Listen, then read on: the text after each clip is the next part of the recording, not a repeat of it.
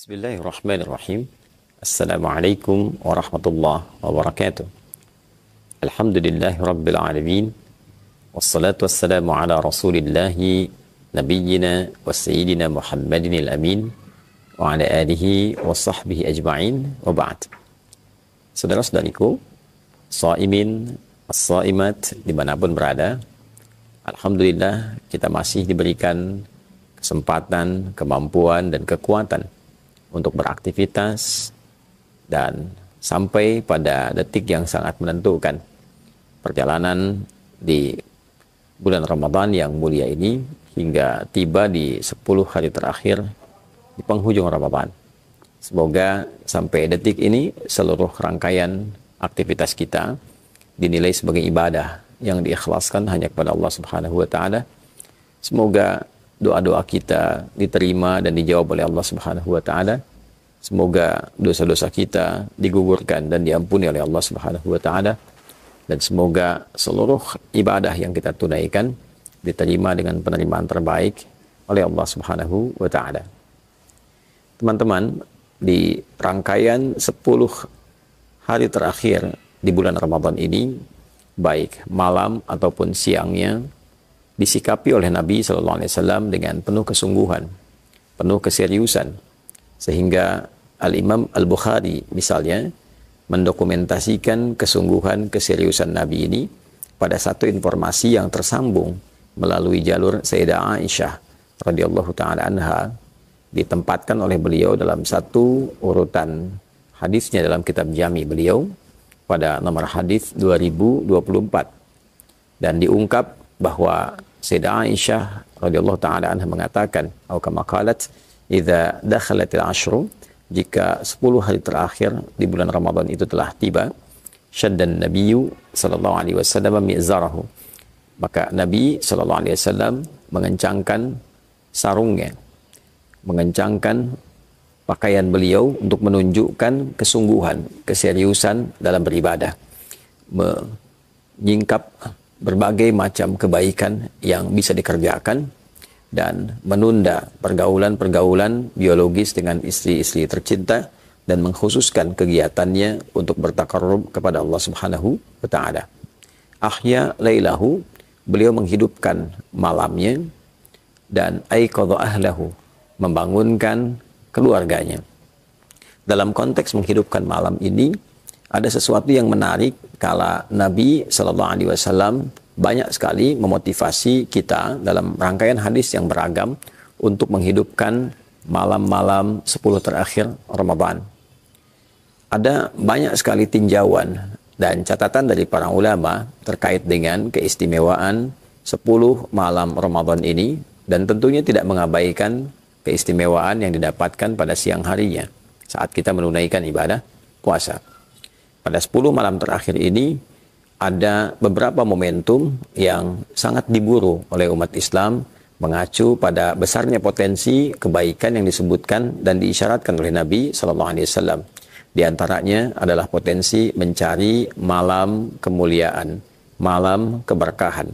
Disampaikan di dalam Al-Quran surah Ad-Dukhan misalnya di ayat yang ketiga, saat Allah Subhanahu wa taala berfirman, Inna anzalnahu fi lailatin mubarakah.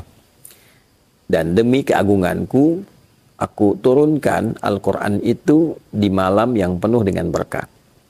Ya, ayat ini ingin memberikan satu isyarat bahwa ada satu malam yang perjalanan waktu di malam itu seluruhnya diberkahi dengan keberkahan turunnya Al-Quran. Dengan sempurna di surah ke-97, yaitu surah Al-Qadar, dijelaskanlah kemudian di antara detil keberkahan yang dimaksudkan. Saat Allah Subhanahu wa taala berfirman, Inna anzalnahu fi lailatul qadar.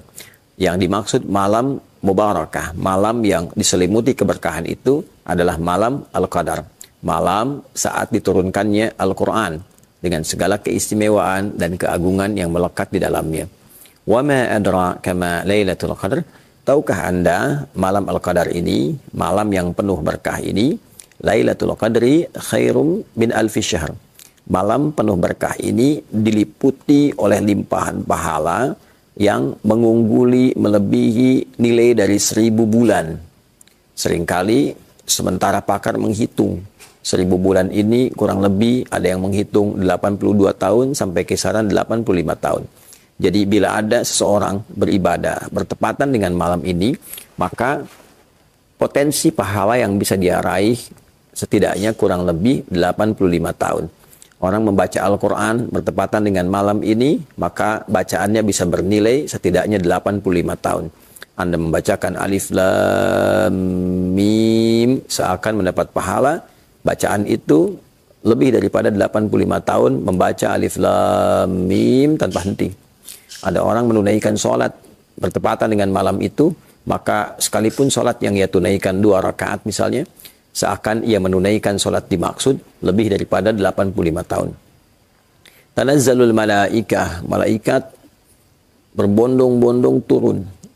Saking banyaknya yang turun, dijelaskan dalam ayat itu dengan menggunakan formulasi tanazzalu fi'il mudhari'nya itu tak pertamanya itu tidak difungsikan. Karena dalam yang standar biasa, kata itu akan diungkap dengan kata tatanazzal. Tanazzala yatanazzalu. Tatanazzalu. Tapi ketika taknya dihilangkan satu, dalam ilmu makna di bahasa Arab menunjukkan sesuatu yang cepat. Sesuatu yang cepat. Tanazzalu. Cepat sekali malaikat itu turun. Dan bukan hanya cepat, banyak yang turun. Ya, saking banyak dan cepatnya sehingga padat keadaan bumi itu digambarkan oleh para mufassir, dan saking padatnya suasana alam menjadi lebih tenang. Tanazzalul malaikatu, para malaikat itu turun fiha, di malam itu, ya. Kemudian apa yang mereka kerjakan? Banyak hal, ya. Mereka menyertai berbagai macam perkara, persoalan. Yang zikir, ikut malaikat berzikir. Yang sholat, ikut sholat. Yang membaca Al-Quran, disertai bacaan Al-Qurannya. Yang berdoa, disertakan permohonan jawaban. Yang memohon ampunan disertakan permohonan pengampunan kepada Allah Subhanahu wa taala. Bahkan malaikat Jibril pun menjadi pemimpin di kalangan malaikat yang turun ini. Tanazzalul malaikatu waruhu fiha. Roh yang dimaksud Ruhul Amin, yaitu malaikat Jibril alaihi salam. Malaikat Jibril turun, malaikat yang lain turun. Sayyidul malaikah, dan para malaikat turun menyemarakkan malam yang penuh dengan berkah ini. Apa yang diilustrasikan dalam Al-Quran untuk memberikan gambaran yang kuat kepada kita untuk memburu malam ini? Ya, di antaranya selain tanazzalul malaikatu waruhu fiha min kulli amr, dari semua urusan, ya, adalah salam. Ada kedamaian, ketentraman, ketenangan. Malam ini dihiasi secara alamiah karena tadi banyak malaikat yang turun, maka suasananya lebih tenang, lebih damai, lebih tentram. Auranya begitu baik. Orang-orang yang mendapatinya mendapatkan frekuensi serupa. Tenang ke dalam hati, tenang ke dalam jiwa.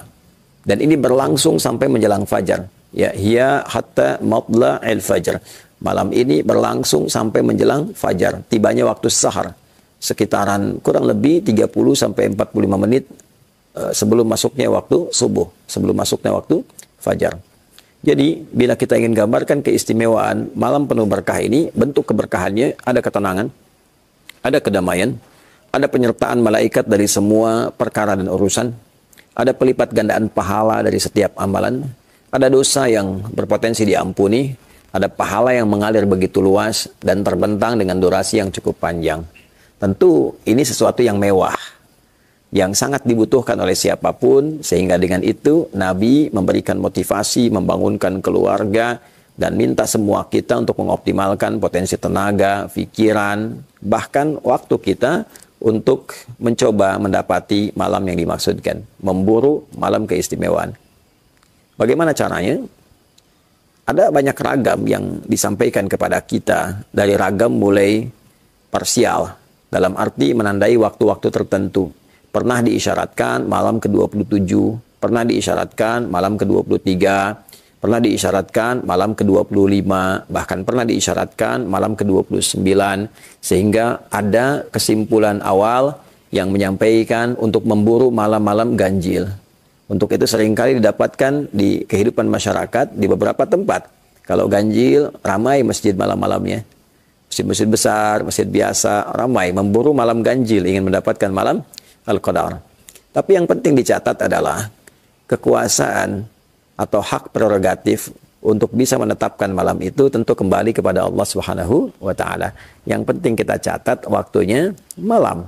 Apakah datangnya ganjil, apakah datangnya genap, itu kembali kepada kebijakan yang diberikan oleh Allah Subhanahu wa taala.